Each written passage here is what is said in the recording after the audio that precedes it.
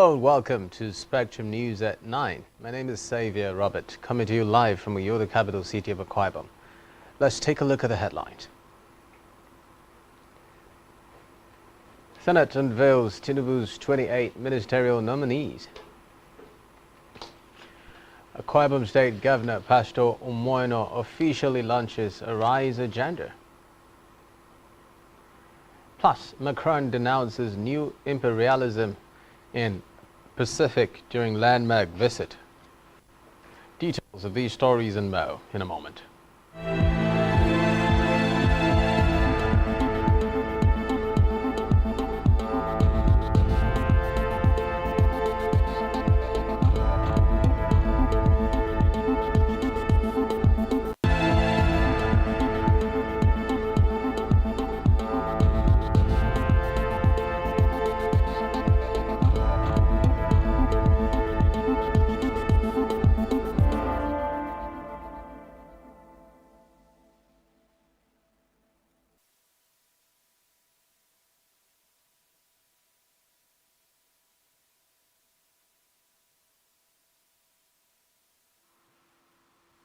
We'll begin tonight with a report from the Red Chambers where the Senate President Godswill Akpabio today read the expected and surprise names on the floor of the Senate during plenary. Reports say some immediate past governors, including Nasser El-Rufai of Kaduna State, Nyesom Wike of Rivers State, and David Umahi of Ebonyi State, made the cuts. The full list has Abubakar Momo, Yusuf Maitama Tuga, Ahmed Dangia, Hanatu Musawa, Uche Naji, Beta Edu, Doris Uzoka, David Umahi, Ezenwo Nyesom Wike, Muhammad Badaru Abubakar, Nasser El-Rufai, Ikwerikwepo, Kiruka Onyejocha, Olubumi Tunji Ojo. Others include Stella Okotete, Uju Kennedy Ohaneye, Bello Muhammad Goronyo, Delia Laki, Latif Fabwemi, Muhammad Idris Olawale Edun, Wahid Adebayo Adelabu, Iman Suleiman Ibrahim, and Ali Pate, as also Joseph Udsev, Abubakar Kiari, John Eno, and Sani Abubakar Danladi.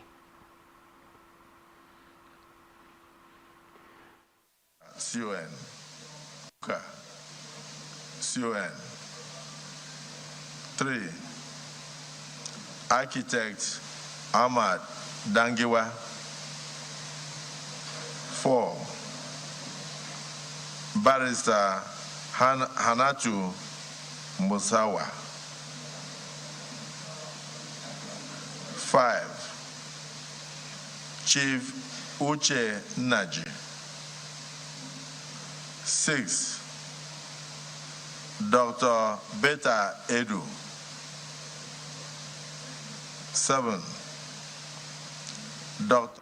Meanwhile, Speaker Tajuddin Abbas has announced about 134 standing committees that will run the affairs of the House for the next 4 years. Among those who got committee appointments are immediate past Deputy Speaker of the House Ahmed Idris Wase, who was given the chairman of the House Committee on Federal Character, while the former chairman of the House Committee on Appropriation, Aliyu Betara, was given the chairmanship of FCT Committee. Former House Leader Al-Hazan Ado Dogoa was given the chairmanship of the House Committee on Petroleum Upstream, while his deputy Peter Akwatason was given the House Committee on Aviation. Yusuf Adamu Gagdi was given the chairmanship of the Committee on Navy, while another speakership candidate, Aminu Jackie, was given the Committee on Ecological Fund. James Abiodun Faleke and Leke Abejide retained their chairmanship of the Committees of Finance and Customs, respectively, while Abubakar Kabe Bichi who headed the Works Committee in the 9th Assembly, heads the Appropriation Committee. To the #1 citizen of Nigeria now, President Bola Tinubu, who has made a passionate appeal to organized labor to give him more time to look into their grievances rather than embark on industrial action. The Speaker of the House of Representatives, Tajuddin Abbas, made the disclosure after he led members of his leadership to brief the President on the outcome of the engagement with the National Association of Resident Doctors (NARD), which has declared a nationwide strike action.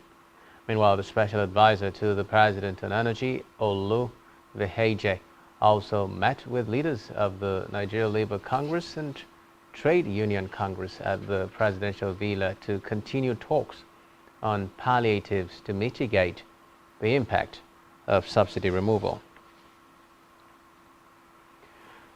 For electoral matters now, where the Independent National Electoral Commission (INEC) has advocated the setting up of voter registration centers at the internally displaced persons camps and host communities. According to the Commission, the registration centers will allow the IDPs to exercise their franchise without undue burdens. The National Commissioner and Chairman, Outreach and Partnership Committee (INEC), Professor Kunle Ajayi, made this known in Abuja at the training of IDP coordinators on 2022 regulations and framework for voting by the IDPs. The program, which was organized by the All Rights Foundation Africa and funded by the European Union through its support for democratic governance in Nigeria, focused on enhancing IDPs' participation in the electoral process. It will be recalled that in September 2022, INEC reviewed the electoral framework for voters in IDP camps. On judicial matters now, Justice Hamza Muazu of the Federal Capital Territory High Court in Abuja has dismissed a request filed by the Department of State Services (DSS) seeking a 14-day extended detention order for the suspended Central Bank Governor Godwin Emefiele. The DSS based its application on purported new evidence it had discovered. Reports say the application was filed by the DSS's legal team and came before the vacation judge today. Justice Muazu dismissed the application, citing it as an abusive court process and identifying the lack of jurisdiction. In a separate development, the Acting Inspector General of Police (IGP) Kayode Betokun has pledged his administration's commitment to enhancing the Police Reform and Transformation Office portal. The IGP made the commitment when the portal coordinator Tunji Lardner and other officials paid a courtesy visit to him at the force headquarters. According to a statement by the force spokesman CSP Olumuyiwa Dejobi, the IGP reiterated that portal serves as a catalyst for change within the Nigerian Police Force (NPF), encompassing measures such as comprehensive training, enhanced logistics support, and modernization of policing practices. The IGP noted that under his leadership, the NPF recognizes the need for progressive reforms to enhance its effectiveness, efficiency, and public trust. In another development, the Federal Road Safety Corps (FRC) and Nigeria Customs Service (NCS) have agreed to integrate vehicle information into their databases to enhance national security and curb revenue losses. This was made known when the Acting Controller General, NCS, Bashir Adeni, visited the Corps Marshal FRC Dauda Biu today in Abuja. Adeni said that the NCS was committed to working with FRC, especially in data integration and management, human resources, sports, as well as information and communication technology. He said that the NCS would ensure the integration of information on vehicles in the National Vehicle Identification Scheme database domiciled with the FRC. This, the CG said, would ease tracking of smuggled vehicles, improve revenue generation, and enhance national security. Responding, the Corps Marshal applauded the initiative, saying that data sharing would not only strengthen the bond between the two agencies, but also positively impact the fight against smuggling. In education, the management of the National Youth Service Corps (NYSC) has warned that the scheme does not charge any fees for the mobilization, deployment, and relocation of prospective corps members. This was disclosed in a statement signed by the Director of Press and Public Relations of the NYSC, Eddie Megwa, today. According to the statement, redeployment, mobilization and deployment of core members were all free of charge in accordance with the deployment and relocation policies of the scheme. Meanwhile, the scheme urged core members and their institutions to report any infractions against the policies to the NYSC formations across the country, its National Directorate headquarters in Abuja, or any other security agencies for prompt action. Still in education, the National Association of Nigerian Students, NANS, has condemned the comment of the presidency on the increase of school fees, describing it as deceitful and misleading. The presidency, through the special advisor to the president on communication, Dele Alake, on Wednesday, said reports suggesting that President Bola Tinubu increased tuition fees in federal government-owned universities are incorrect. Alake stated that the increment is discretionary by each university, adding that each institution can determine what to charge for hostel accommodation, registration, laboratory and other charges which are not school fees. However, NANS, in a statement by its National Public Relations Officer, Giwa Temitope, said the presidency's comments was an allegedly dubious attempt to conceal the real picture and the extent of the crisis the federal government and authorities of tertiary institutions have driven the students into. In another development, Bayelsa State Governor Doye Diri has sworn in 8 local government caretaker chairmen and 31 heads of rural development authorities. During the swearing-in ceremony that took place at the Government House Banquet Hall in Yenagoa, the governor charged the new appointees to reside in their council areas while carrying out their official duties. The governor, who urged the appointees to prioritize accountability, warned them against taking loans from banks during their tenure. Away from that, now, the Kano State government today announced the reopening of 26 entrepreneurship institutes closed by the administration of former Governor Abdullahi Ganduje. The Commissioner for Works and Housing, Marwan Ahmad, made the disclosure at a news conference in Kano. He said the institutes were established by Senator Rabiu Musa Kwankwaso's administration with a mandate to equip youths and women with different skills.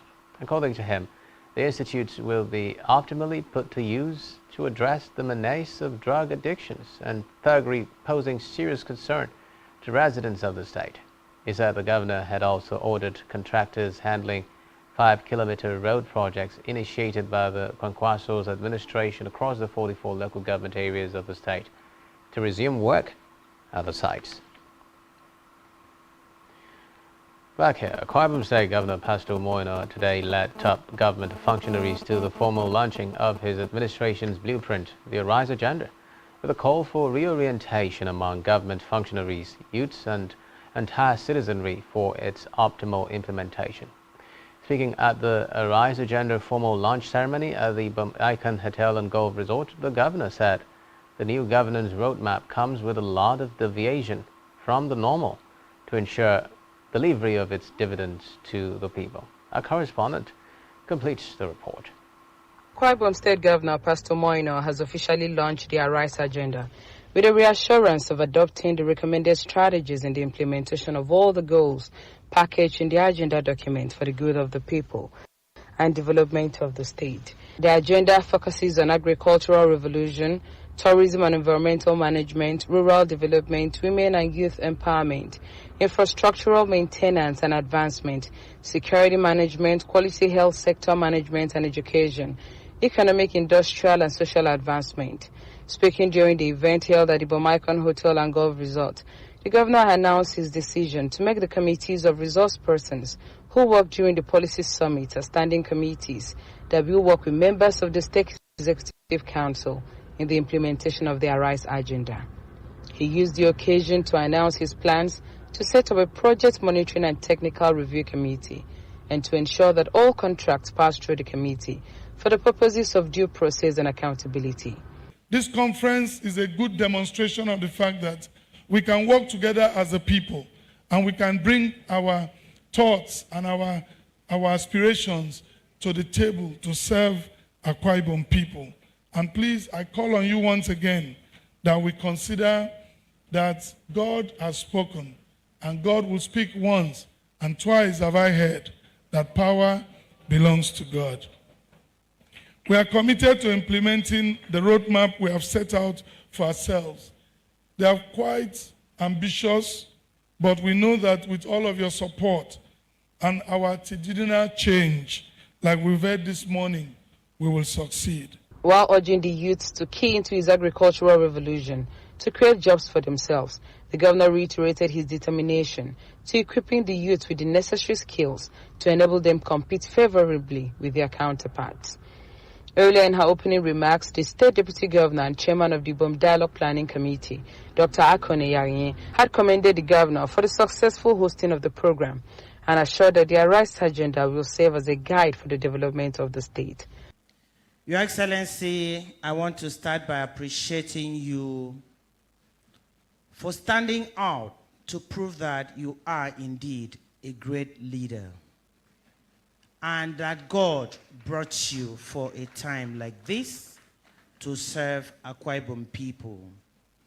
As a great leader, Your Excellency, you followed the instructions in the book of Habakkuk that when you have a vision, you should write it down and make it plain. During your electioneering campaign, you had a dream, you had a vision, and you did not just allow it stay in you, you wrote it down. Again, to make it plain, you didn't keep it to yourself to say, it's mine. After all, I'm the leader. Let me run with it. You made it plain by gathering experts, by gathering sons and daughters of Akwa Ibom State, but also stretching out to pick a few experts from outside the state to come and go through the vision, do their own contributions to enable us, enable you, come out with a vision that will not be only yours, but that of the people of Akwa Ibom State. To this, sir, I want to say thank you very, very much for allowing God to lead you. The event, which featured the unveiling of the theme song for the Arise agenda, also witnessed goodwill messages from the Speaker of the State Assembly, Udemotong, who assured the governor of the legislature's support, the judiciary representative who assured of their total commitment in upholding the rule of law and administering justice in line with the Arise agenda, amongst other stakeholders. In Uyo, Jane Uwa, Spectrum Television. In the meantime, Akwa Ibom State Governor Pastor Moino today administered oath of office to 23 commissioners and 1 special advisor. Speaking during the event held at the State Banquet Hall, Government House, Uyo, the governor charged them on effective service delivery. A correspondent again has the details. Akwa Ibom State Governor Pastor Moino has sworn in 23 commissioners and 1 special advisor into the State Executive Council. Speaking during the swearing-in ceremony at the State Banquet Hall, Government House, Uyo, the governor explained that they were selected following their roles and contributions during the campaign, which led to his victory at the last election. While describing the commissioners as trusted hands, he urged them to bring their wealth of experience to bear by working for the growth and development of the state through their various ministries and by the interpretation of his Arise agenda. We were together as old blood. We were together in all of the campaigns. We were together from each local government to another local government. A lot of you took bullets for me. A lot of you stood up for me where no one believed I would ever emerge. A lot of you spent several nights strategizing for me, and my conscience will not allow me throw you away. And this is a testimony to the fact that when people stand by me, I will stand by them also. Therefore, it is only fitting we bring back tested hands with the right experience who understand the system to join us and work for the continuation of peace, growth, and transformation of our state in line with our RISE agenda and the roadmap they will soon be presented with. Today, as honorable commissioners and special advisor, you have a well-distilled and condensed roadmap to guide you in the execution of the responsibilities of your office. You may be old blood, but what you now have is a new template of execution and implementation. The governor used the occasion to announce the creation of the Ministry of Internal Security and Waterways to coordinate the activities of security in the state, as well as crowd control operations at government functions. In Uyo, Jane Uwa, Spectrum Television News. Meanwhile, Rotary International District 9142 says it will be installing Rotarian Akanema as her 7th governor this Saturday, 29th July. The chairman of the Installation Planning Committee, Barrister Basi Akanem, said the installation scheduled for 12 noon at Ibom Hall, Uyo, Akwa Ibom State, will be attended by all the district governors and Rotarians from the 7 states that make up the district. Addressing journalists in Uyo on preparations for the event, Barrister Akanem said Rotarians who have registered to attend the event will arrive Uyo on Friday, 28 July. He said that as part of welcome activities on Friday, a praise and worship service is billed to hold at Destiny International Mission and 1000 Estate Uyo between 5 and 7 p.m. and a hospitality night from 8 through 11 p.m. at MGM Hotels and Suites, Dominic Utuk Avenue, Uyo. According to him, the installation of Akanema as the 7th governor of district will be chaired by the immediate past governor of Rivers State, Nyesom Wike. He said that Akwa Ibom State Governor Pastor Umoino, former governor of the state Udom Emmanuel, Nigeria's former Attorney General, and Minister of Justice Mohammed Adoke, the 2023 governorship candidate of the YPP, Senator Basi Albert, among other personalities, have been invited as special guests of the event. To add color to the event and promote the rich cultural attires of Akwa Ibom State, the chairman noted that Rotarians who have registered to attend the installation are to dress in native attires depicting the different ethnic groups in the state. According to the planning committee, awards will be presented to some persons who have distinguished themselves in community services, and he further listed the awardees to include Senator of the Federal Republic, Senator Iyanaya Baribe, Chairman of TAF Media Group, Tony Afia, Chairman Dudu Foundation, Edu Ofong, National President, Nigerian Union of Journalists, Isiguzo Chris, and Chairman, Ugumba Leadership Academy, Uche Nwosu. Still to come in the news. U.S. economy grows more than expected, 2.4% in Q2. Let's start with this.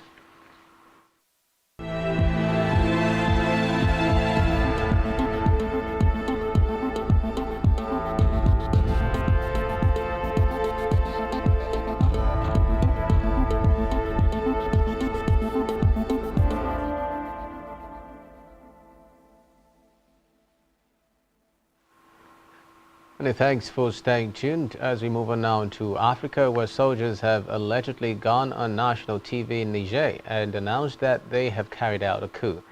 They reportedly said they had dissolved the constitution, suspended all institutions, and closed the West African country's borders. Reports say Niger President Mohamed Bazoum has been held by troops from the Presidential Guard since early Wednesday. Meanwhile, the U.S. Secretary of State Antony Blinken conveyed Washington's unwavering support in a call to Bazoum. The UN Secretary General Antonio Guterres also said he had spoken to the president and offered the UN's full support for him. In a related development, the Economic Community of West African States, ECOWAS, has condemned the coup d'etat in Niger. A statement posted on the website of the ECOWAS Commission said the bloc received the news of the military incursion with shock and consternation. It said it would hold all those involved in the plot responsible for the security and safety of the president, his family, members of the government and the public. The Commission added that the international community would do the same. Meanwhile, a group of soldiers who appeared on the West African nation's national television late on Wednesday said the Niger President Mohamed Bazoum had been removed from power.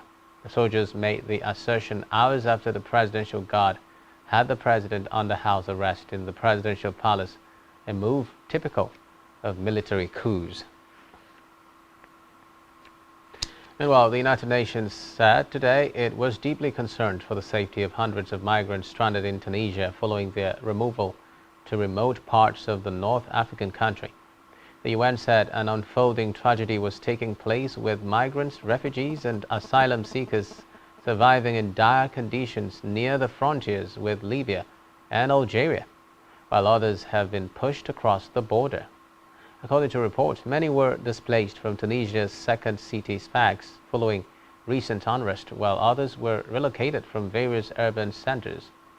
Earlier this month, as Sfax was rocked by racial violence, authorities loaded hundreds of migrants onto buses and left them stranded in remote desert areas near Algeria and Libya. Meanwhile, the NGO Human Rights Watch said up to 1,200 Africans were expelled or forcibly transferred to the border regions. Elsewhere, a high court has disqualified 12 members of Zimbabwe's main opposition party from contesting August parliamentary elections. The judge ruled that the Citizens Coalition for Change (CCC) membership applications were submitted after the cutoff time, which was 21st June, the day when nomination courts sat to receive applications. It means that the ruling ZANU-PF party candidates will be elected unopposed in 3 seats in the country's second largest city, Bulawayo, previously an opposition stronghold. Reports say an obscure opposition party, the Elected Early Democrats EED, challenged the 12 candidates' nominations, arguing that the electoral body had illegally accepted their papers. Meanwhile, a chaotic registration process on 21st June saw scores of mainly opposition candidates' applications rejected because of payment system challenges. In the meantime, the Kenyan government has confirmed a cyber attack on a key government online platform. Reports say the e-citizen portal is used by the public to access over 5,000 government services, which include passport applications and renewals, driving licenses, identification cards and national health records. It is not conclusively clear who is behind the attack. Meanwhile, various mobile money banking services in Kenya have been trending on Twitter, and Kenyans are expressing their concerns about why the systems are not working. In the meantime, the Mauritanian authorities have charged a secondary school student with blasphemy against the Prophet Muhammad. Reports say the prosecutor's office in the capital, Nouakchott, had indicted Maria Sheikh Abdullahi Obed with the charge, which can be punishable by death. A statement from the prosecutor said that a baccalaureate exam paper allegedly considered insulting to the Muslim religion had been discovered in a test center in the northwestern town of Attar. It added that an investigation led to the identification of the suspect and her arrest. Still in Africa, Tunisian authorities say hundreds of migrants have drowned off its coast in the first half of this year. Exact figures vary, with media reporting that 901 bodies had been recovered from January through July, while a separate source told newsmen the number stands at 789. Meanwhile, the North African country has become the main departure point for migrants trying to cross the Mediterranean to Europe. Reports say some 75,065 boat migrants had reached Italy by 14th July against 31,920 in the same period last year, according to media citing official data, with more than half of them leaving from Russia. Elsewhere, Algerians in the fire-ravaged northeast were today counting the cost of the blazes that killed 34 people, destroyed homes and reduced vast forest areas to scorched wastelands. The wildfires raged for days, mainly through the mountain forests of the Kabylia region on the Mediterranean coast, fanned by winds during blistering summer heat. Water and electricity remained cut off in wide areas, but aid supplies were arriving. According to reports, in the small village of Eid Osala, 16 people were killed as they tried to flee the flames, according to witnesses, pointing out that they made up to 10% of the village population. Taha Chibani, aged 35, from the town of Eid Osala, lost several family members and almost all of his farmland. Still in Africa, Russian President Vladimir Putin yesterday held talks with Ethiopian Prime Minister Abiy Ahmed ahead of a Russia-Africa summit. Putin billed the two-day summit that opens in St. Petersburg as a major event that would help bolster ties with a continent of 1.3 billion people that is increasingly assertive on the global stage. Reports say it is the second Russia-Africa summit since 2019, and some African leaders have arrived in Russia for summit. On the foreign scene, the general in charge of Ukraine's stuttering counteroffensive in the south, Alexander Tanavsky, has said that Russian defenses are making it difficult for military equipment, including Western tanks and armored vehicles, to move forward. Tanavsky said his forces are struggling to overcome multi-layered minefields and fortified defensive lines. He added that Russia's military has displayed professional qualities by preventing Ukrainian forces from advancing quickly. Still on the foreign scene now, Russian President Vladimir Putin has said that Russia and African countries will deepen their cooperation, particularly in the sphere of education. Putin made this known during a plenary session at the Economic and Humanitarian Forum in St. Petersburg. According to him, Russia's leading universities will be opening branches on the African continent, noting that more than 10,000 medical students are currently studying in Russia. He added that training centers for primary school teachers will also be opened in 28 countries on the continent. Meanwhile, French President Emmanuel Macron denounced new imperialism in the Pacific during a landmark visit to the region today, warning of a threat to the sovereignty of smaller states. Macron, speaking in Vanuatu on the first visit by a sitting French leader to an independent Pacific island state, sought to offer a French alternative in a region where the US and China are competing for influence. China is seeking to expand its influence in the South Pacific, notably making inroads in Solomon Islands, with which it signed a secretive defense pact last year.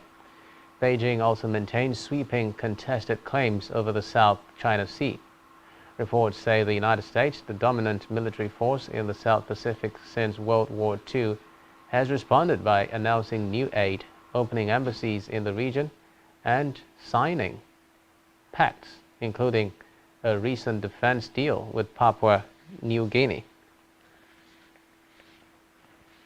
Macron said he felt free to issue the warning over major powers' ambitions in the Pacific because they recognize their colonial past in Vanuatu. In the meantime, as North Korea marks the 70th year of Victory Day, the Russian Minister Sergei Shoigu and a Chinese delegation led by a Communist Party Politburo member have arrived in North Korea for the celebration of the end of the Korean War. Reports say Russia's defense minister accompanied North Korean leader Kim Jong-un to a defense exhibition that featured the North's banned ballistic missiles as the neighbors pledged to boost ties. Recall that the nuclear-capable missiles were banned under UN Security Council resolutions adopted with Russian and Chinese support. Meanwhile, Russia, China are the first prominent visitors North Korea has had since COVID pandemic, and North Korea has backed Russia's battle for justice. And now it's time for the latest business and stock market stories. Here is Davina Praise Oman.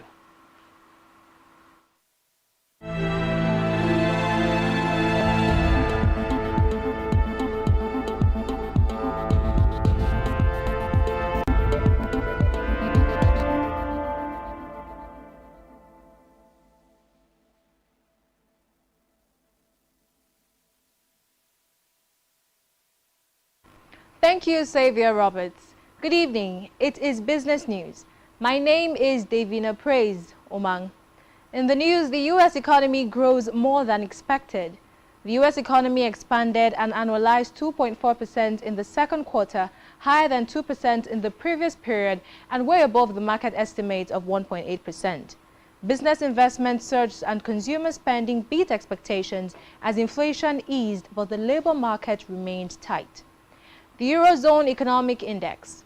The European Central Bank raised interest rates by 25 basis points today, a ninth consecutive rate hike, saying inflation is still expected to remain too high despite the recent slowdown.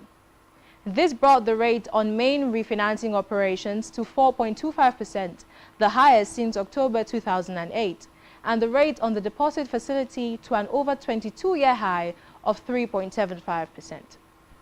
The European Central Bank, ECB, has also committed to following a data-dependent approach to future rate decisions and said that rates would be set at sufficiently restrictive levels for as long as necessary to bring inflation back to its 2% target.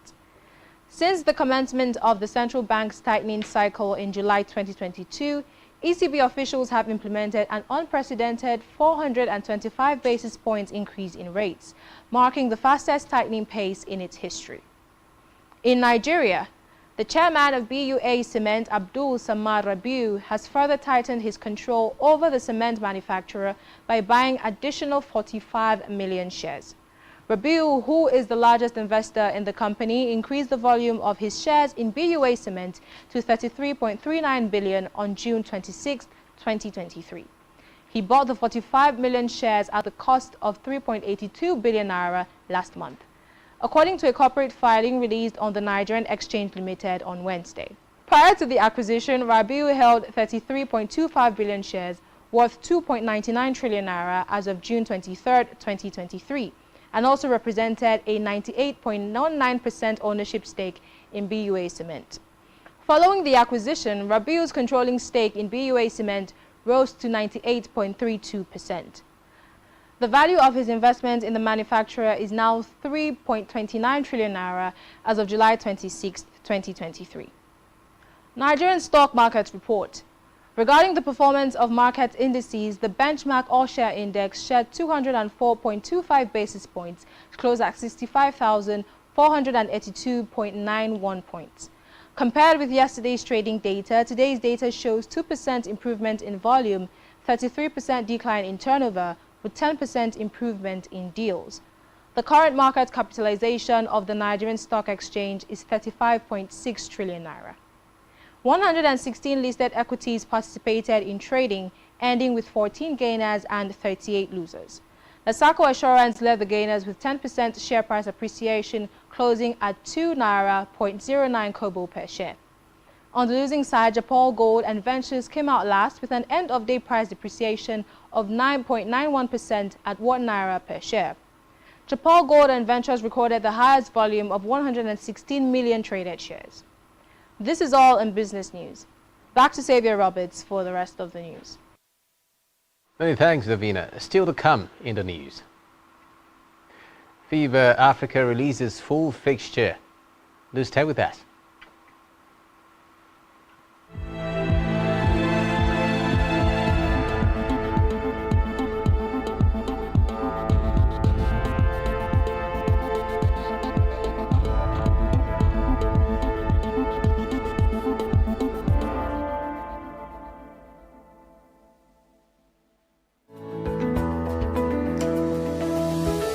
Business exists only to meet the needs of the people.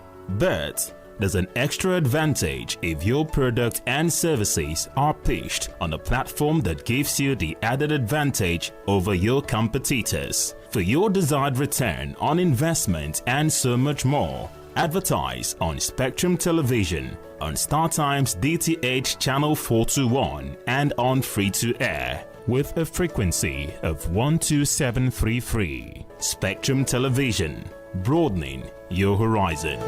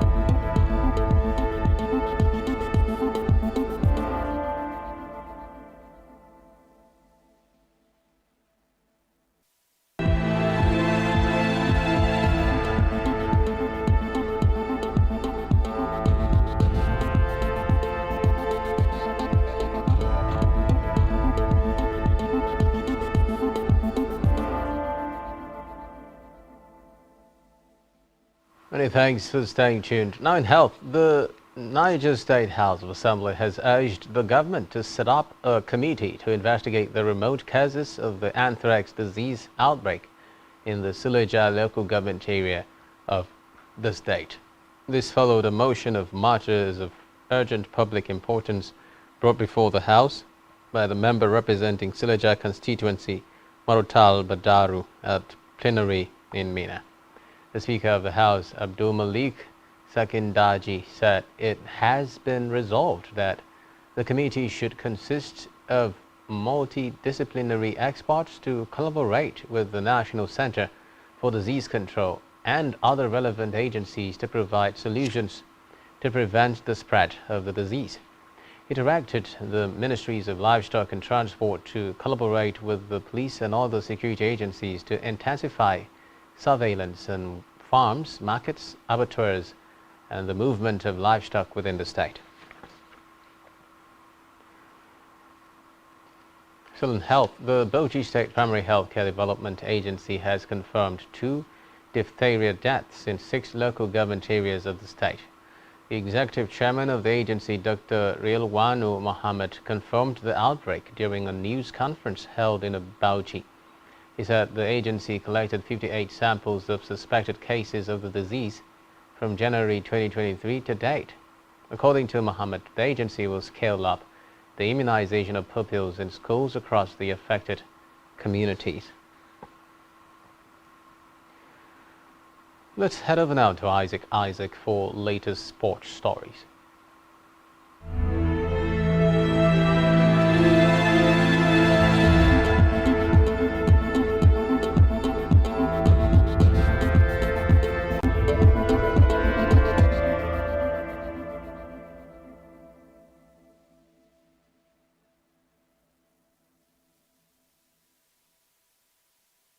Well, thank you very much.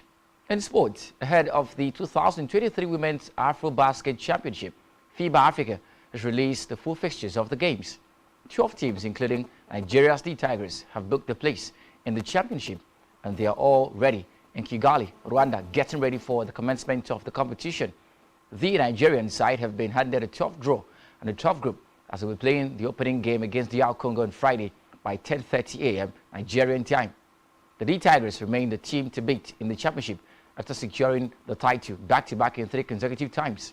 Other games for day one include Mali versus Uganda, Cameroon versus Mozambique, Rwanda versus Ivory Coast.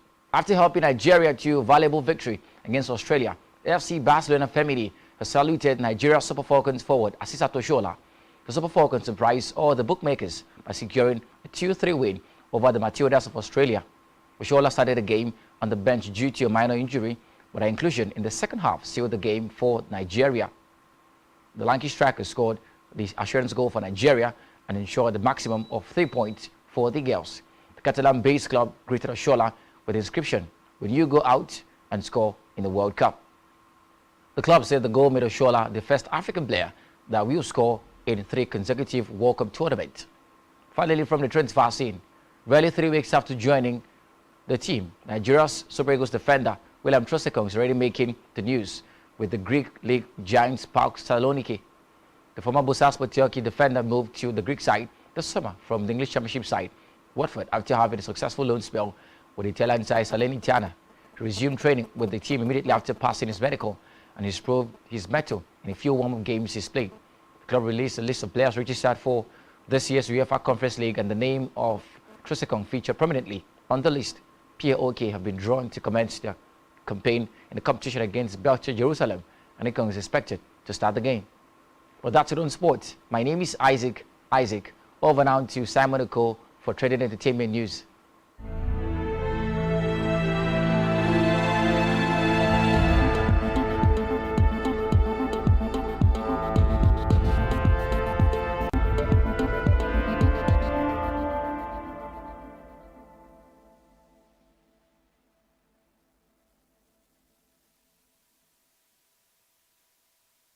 Oh, thank you, Isaac.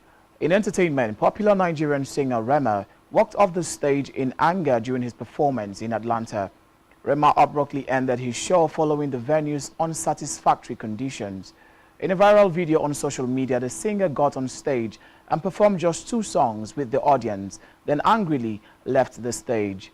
Addressing his fans before walking out of stage, the singer apologized to his audience and promises to reschedule his show in Atlanta as he expresses his discomfort with the heat inside the venue. Voicing out his grievances, Rema stated that the show organizers had shown disrespect, not just towards him but also towards Afrobeat as a genre. Away from that, veteran rapper Michael Ugochukwu Stephen, aka Rugged Man, has revealed that he has added skit making into his portfolio. He said unknown to many, he started his career as an actor, adding that he played minor roles in some movies before blowing up as a rapper. The Waiting Day crooner, who has been missing from the music scene for some years, disclosed this in a recent interview. In music, multi-award-winning Nigerian music superstar Adekunle Gold has finally revealed the featured artist on his highly anticipated 5th album, Tequila Ever After. Adekunle Gold is one of the artists pushing the boundaries of Afrobeat and African music through a brilliant fusion of genres that has earned him millions of fans and established him as one of the finest performers in the world. The first single off the album, Party No Dey Stop, features Nigerian hit maker Zinoliski, and it was shortlisted by Billboard as one of the potential nominees for Grammy's new African Song Performance category. Zinoliski is not the only Nigerian on the project, as Adekunle Gold featured 2 sensational stars defining different genres. On Wrong Person, he features fast-rising rapper Odumodu Black, who delivers a swaggering verse that combines with Adekunle's smooth melodies. Award-winning singer and songwriter Simi makes a landmark return to Adekunle Gold's album as she features on the serenading R&B record Look What You Made Me Do, which will surely be one of the fans' favorites. Adekunle Gold taps South African sensational singer and songwriter Ami Faku, who brings a captivating vocals to Chasing Peace of Mind, on which he also features Malian legendary guitarist Habib Koite, who adds invaluable sonic appeal to the track. Listeners can expect to be wowed by the vocals of sensational American singer Coco Jones, who appears on track 10, Make It Easy. Adekunle Gold is set to elevate African music with his collaboration with 2 musical legends. On Falling Up, he features 14-time Grammy-winning artists and producers Pharrell Williams, and Rock and Roll and Grammy Hall of Fame inductee, the legendary Nile Rodgers. And in a landmark partnership, Adekunle Gold tapped renowned Mortal Award-winning British singer, songwriter and producer Labyrinth to collaborate on To My Own, which is set to stretch the creative boundaries of Nigerian music. In the international scene, British actor John Boyega has said he likes a lot of Nigerian artists, but Wizkid is his favorite. He said he also enjoys listening to the likes of Burna Boy and Davido, but however, Wizkid is the one who has always had his heart from the beginning. The British-Nigerian-born thespian stated this in a recent podcast interview on Netflix. Still in the international scene, Beyoncé's mother, Tina Knowles, has filed for divorce from her second husband, Hollywood actor Richard Lawson, after 8 years of marriage. According to legal documents obtained and made public by TMZ, the businesswoman took to the courts on Wednesday, July 26, to end their marriage. She cited irreconcilable differences as the reason for the split and dated the separation as Tuesday, 25th of July. She also appealed to officially have her name reverted to Knowles, which she acquired after her marriage to Beyoncé's father, Matthew Knowles, in 1980.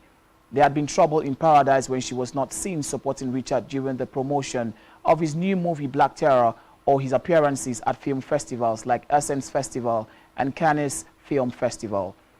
Tina married Lawson, whom she had known for several years. After 2 years of dating, they exchanged their vows on a yacht near Newport Beach, California in 2015, an event that was all the rage back then. Beyoncé and her sister Solange attended the wedding accompanied by Beyoncé's husband, Jay-Z, and their daughter, Blue Ivy. About 300 people, including A-listers, attended the all-white wedding. And that's it on entertainment. My name is Simon Oko. Back to you, Xavier. That's all we have for you at this time. Do ensure to follow us on social media and subscribe to our YouTube channel, all of which you can find on our website, spectrumtv.ng. You've been watching Spectrum News at 9. My name is Xavier Robert. Do have a good night rest. Bye-bye.